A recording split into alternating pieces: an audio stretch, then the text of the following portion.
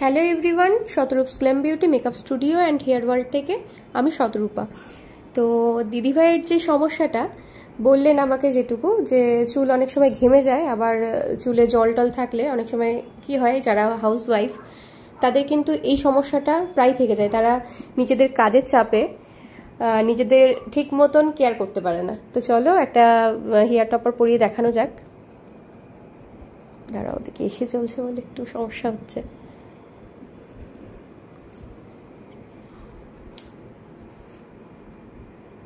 দেখো, প্রবলেম এটা হবেই, কারণ আমরা জানি জল থেকে গেলে চুলের গোড়াগুলো নরম হয়ে যায়, সেখান থেকে কিন্তু চুলটা ঝরে যায়।